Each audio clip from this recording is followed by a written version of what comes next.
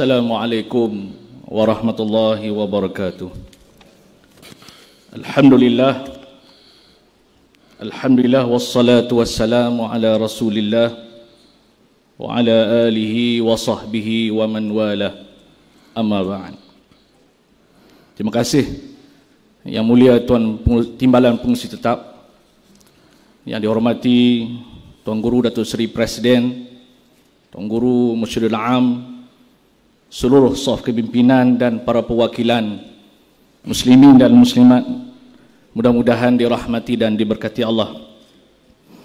Tampilnya saya pada hari ini adalah mewakili Dewan Ulama PAS Pusat untuk mengemukakan cadangan usul yang sangat penting kepada dunia Arab khasnya dan dunia umat Islam secara amnya, termasuklah negara kita Malaysia. Dan dengan izin timbalan yang dipertua Timbalan Pengurusi Tetap, sebelum saya membentangkan usul ini, inginlah saya mengemukakan hujah-hujah berikut.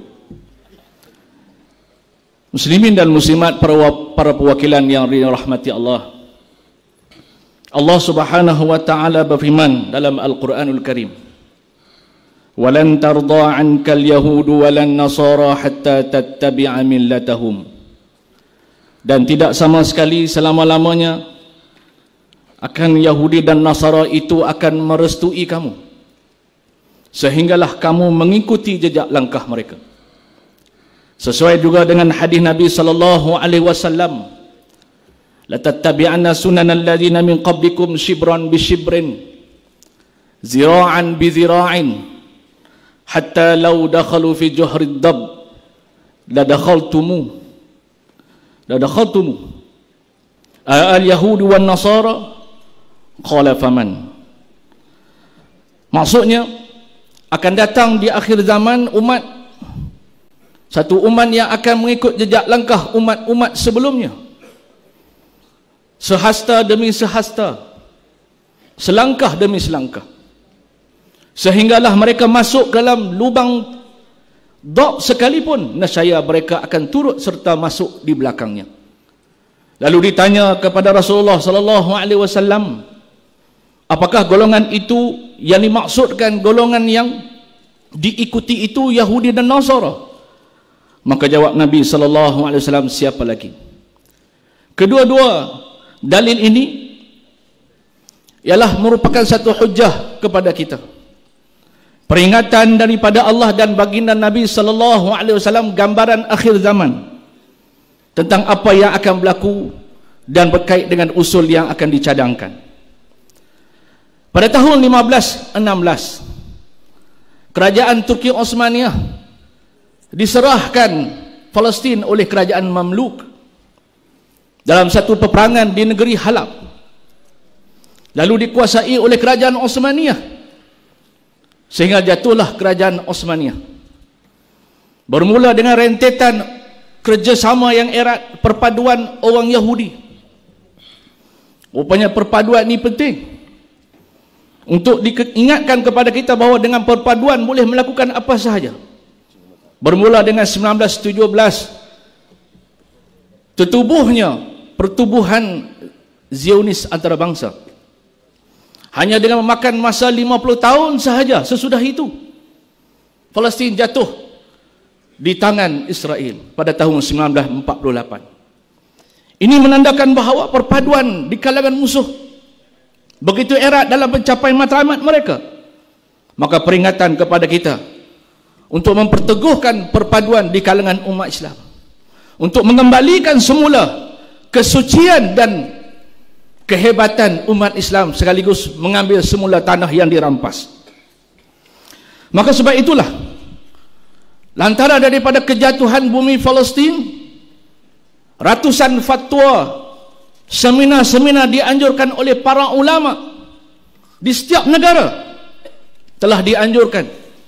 Antaranya mengharamkan apa jua bentuk perdamaian dengan Israel, apalagi menyerahkan bumi yang sangat mulia yang diwarisi oleh baginda Nabi Muhammad sallallahu alaihi wasallam, yang merupakan rentetan warisan daripada seluruh para nabi dan para rasul, lalu diambil oleh umat Islam, sama ada menerusi dengan peperangan maupun dengan jalan damai. Akhirnya Palestin berada dalam keadaan aman di bawah pemerintahan Islam. Ratusan fatwa dan pendapat di kalangan para ulama, termasuk seminar-seminar di peringkat antarabangsa. Sebagai contoh, pada tahun 1935, fatwa oleh para ulama Palestin yang bersidang pada persidangan ulama Palestin kali pertama yang berlaku pada 1935 telah memutuskan mengharamkan tanah Palestin daripada diserahkan kepada Israel, dan juga pengharaman apa saja bentuk normalisasi, yang mana pendapat ini dikeluarkan oleh Mufti Quds sendiri, Syekh Muhammad Amin Al-Husaini, Mufti Bandar Jenin Syekh Hasan Abdul As-Saud, Mufti Bir As-Sabah Syekh Muhammad Salim Basusu.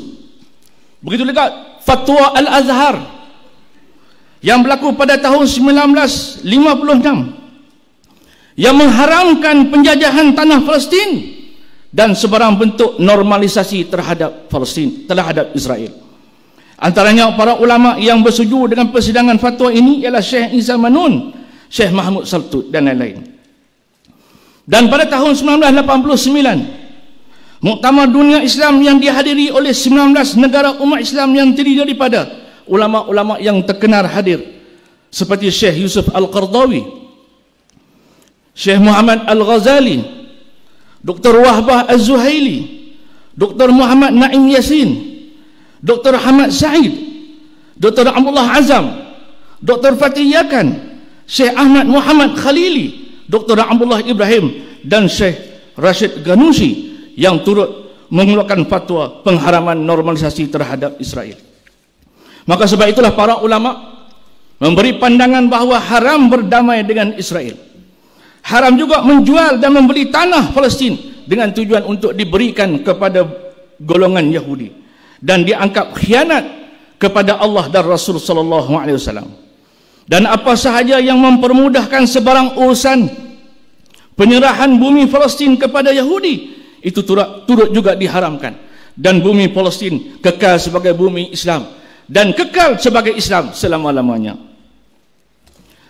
Timbalan yang dipertua dan seluruh para perwakilan yang dirahmati Allah, atas dengan ini, dengan dalil akal dan dalil hujah daripada Al-Quran dan hadis Nabi sallallahu alaihi wasallam yang begitu banyak kepada kita, jelaslah maka tujuan kita mengemukakan usul ini merupakan usul yang sangat penting, bukan hanya merujuk kepada bumi Palestin, tetapi merujuk kepada tanggungjawab umat Islam, peranan umat Islam yang dipikulkan oleh Islam terhadap kita semua, khususnya Parti Islam se-Malaysia PAS, dan begitu juga negara kita, negara Malaysia yang tercinta.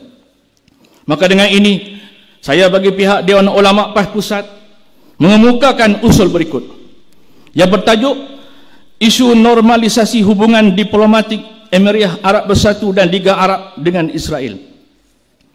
Menyedari bahawa bumi Baitul Maqdis yang menduduki tempat yang sangat istimewa dalam kehidupan junjungan besar Nabi Muhammad sallallahu alaihi wasallam, yang melakukan perjalanan yang penuh keajaiban daripada bumi Makkah ke Baitul Maqdis dan diangkat ke langit pada malam peristiwa Al-Isra dan Mi'raj. Menyedari bahawa bumi Baitul Maqdis yang diberikan keberkatan yang sangat penting dalam sejarah Islam, karena kaitannya dengan nabi-nabi yang diutuskan oleh Allah Subhanahu wa taala, dan secara tabi'inya turut menjadi bumi yang suci bagi umat Islam. Menyadari bahawa bumi Palestin, khasnya Baitul Maqdis, amat penting bagi umat Islam yang mempunyai hak ke atas bumi ini dari sudut agama, sejarah dan perundangan. Menyadari bahawa mempertahankan bumi Baitul Maqdis daripada sebarang jenis penjajahan adalah penerusan kepada memperteguhkan iman dan akidah tauhid yang sama seperti mana yang diasaskan oleh nabi-nabi terdahulu. Maka dengan ini Dewan Ulama PAS Pusat mendesak supaya umat Islam dan kerajaan-kerajaan dunia Islam membantah, mengecam pengiktirafan Baitul Maqdis sebagai ibu kota negara haram Israel, serta sebarang bentuk normalisasi hubungan diplomatik dengan negara haram Israel bagi mengekang penguasaan kuasa politik dan penjajahan ke atas bumi Palestin, mengecam tindakan Liga Arab, Emirat Arab Bersatu dan Bahrain yang mengiktiraf normalisasi hubungan diplomatik setelah pada tahun 1974 Mesir menormalisasi dengan Israel.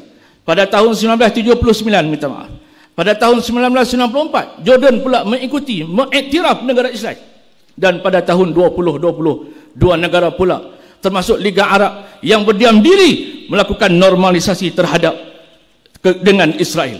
Ini merupakan pengkhianatan kepada seluruh dunia Islam.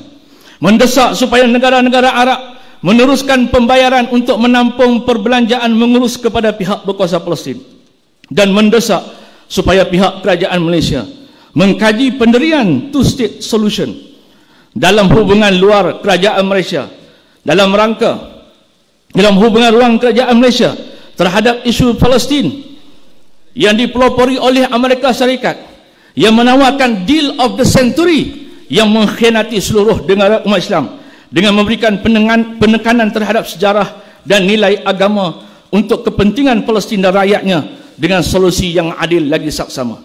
Maka dengan ini Timbalan Yang di-Pertua Dewan Ulama PAS Pusat mengemukakan usul untuk dibahas dan diterima oleh seluruh perwakilan. Wabillahi taufiq wal hidayah. Wassalamualaikum warahmatullahi wabarakatuh. Alhamdulillah, terima kasih. Usul Dewan Ulama PAS Pusat, usul antarabangsa, diterima dengan majoriti yang besar.